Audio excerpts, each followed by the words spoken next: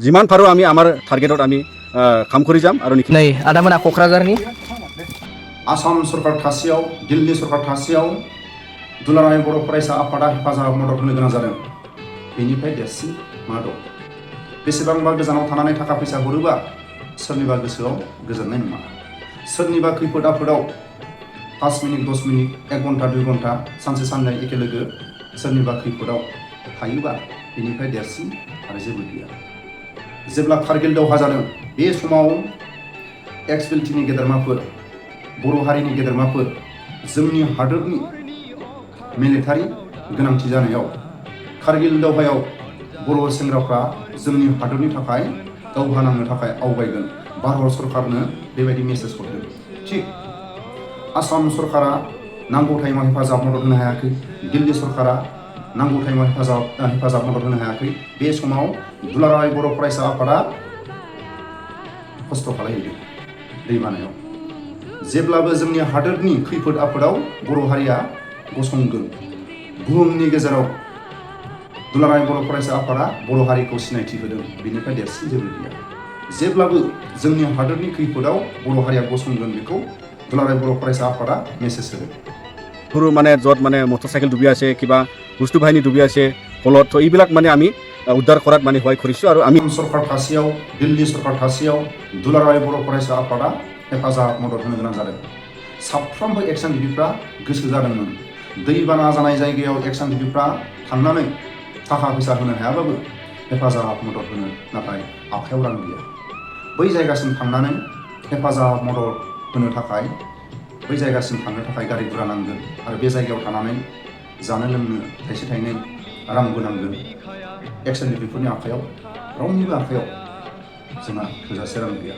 बिनि थाखायनो जोंहा बै जायगासिम थांनानै हेफाजाब मदद होनो थाखाय लामा गैया।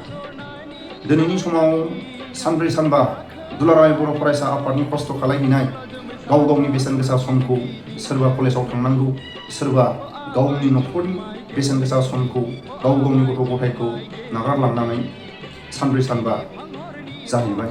जोबोद ससियेल मिडियानि गेजेरजों फेसबुकनि गेजेरजों इउटुबनि गेजेरजों आरो निउस ससियेल मिडियानि गेजेरजों नुनो मोन्दों। जोबोद खस्थ' खालामो। जों दुखु मोनदों। दुलाराय बर' फरायसा आफादा आसाम सरकार थासेयाव दिल्ली सरकार थासेयाव खस्थ' खालामहैनो गोनां जादों। सानसे समाव एक्स-बिलटिफोरा कारगिल दावहा जादोंमोन। कारगिल दावहा जानायाव बर' सेंग्राफ्रा कारगिल दावहायाव बर' सेंग्राफ्रा भारत हादरनि थाखाय जिउ दान होगोन होननानै भारत सरकारखौ हेफाजाब मदद होदों। आरो साननैसो सिगां हरखाबै दैबाना जानाय बे दैबाना जानाय समाव आसाम सरकारा नांगौखिनि हेफाजाब होनो हायाखै, दिल्ली सरकारा नांगौखिनि हेफाजाब होनो हायाखै। थाखा फैसा देरसिन नङा। सोरनिबा खैफोद आफोदाव एखे लोगो सोरनिबा दुखु जारलायाव एखे लोगो थानानै दुखु जारलाखौ हेफाजाब मदद होनायानो बयनिफ्राय देरसिन। सोरबाया बेसेबांबा गोजानाव थानानै लाख लाख थाखा हेफाजाब मदद हरनोबो हागौ। सोरनिबा गोसोआव थाखाजों गोजोननाय गैया। सोरनिबा खैफोद आफोदाव एखे लोगो गसंनायखौसो हास्थायो। बेबायदिखौ दुलाराय बर' फरायसा आफादा बुहुमनि गेजेराव बर' हारिया जोंनि हादोरनि जायखिजाया जेंनायाव बर' हारिया गसंगोन बेखौ बुहुमाव दुलाराय बर' फरायसा आफादा बर' हारिखौ दिन्थिदों। सानसे समाव कारगिल दावहायाव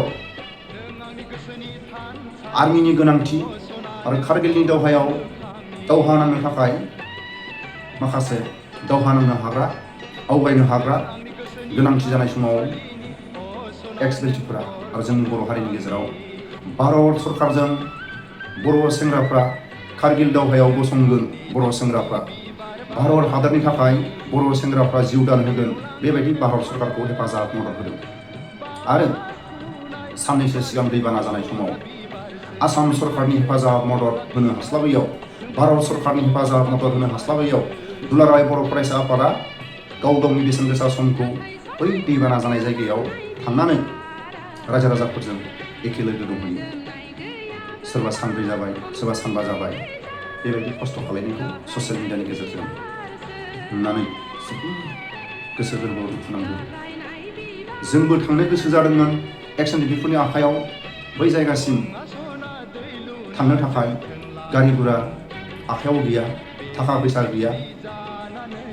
नाथाय दुलाराय बर' फरायसा आफादनि जायफ्रा बे जायगायाव दंहैयो, थाइसे थाइनै हरनो थाखाय जोंनि आखायाव जोंहा जेबो इनकाम गैया।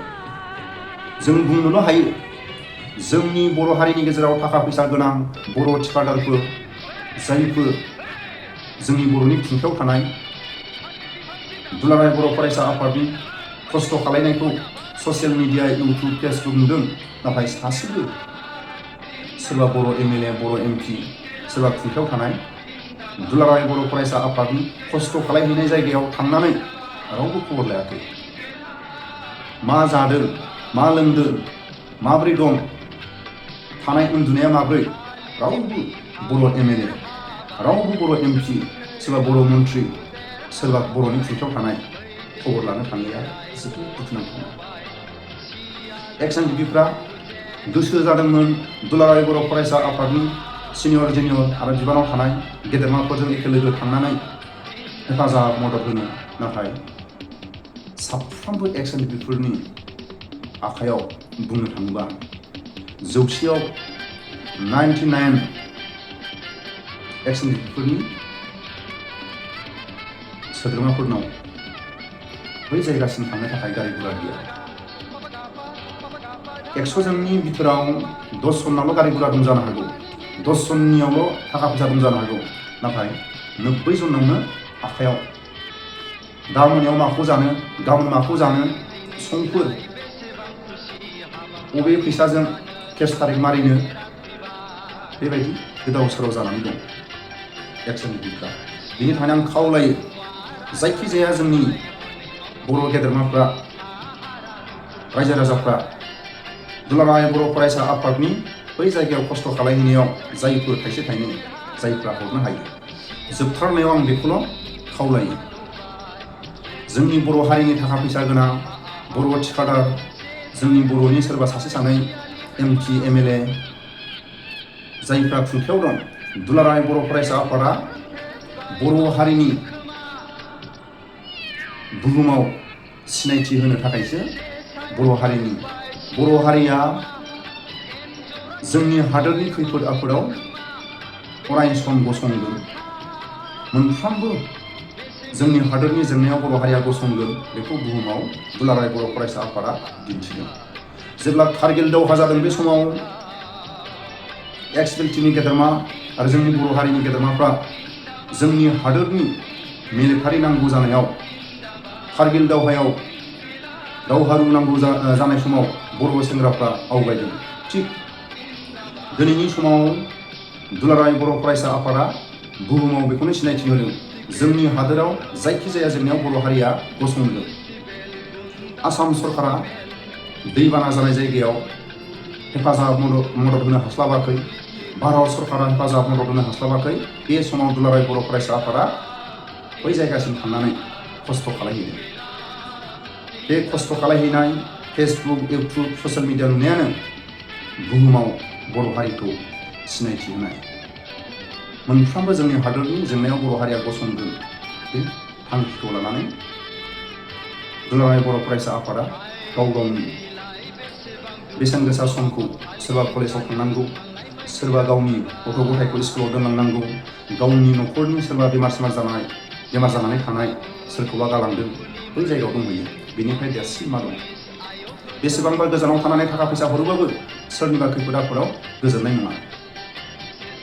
सोरनिबा खैफोद आफोदाव एखे लोगो थाखा फैसा होनो हायाबाबो साखाथियाव थानानै सानसेयानो जा, साननैयानो जा, 1 घन्टायानो जा, दसे सम लोगोआव थाफायोबा, दसे सम दुखुनि समाव साखाथियाव थायोबा, बेनिफ्राय देरसिन आरो जेबो गैया।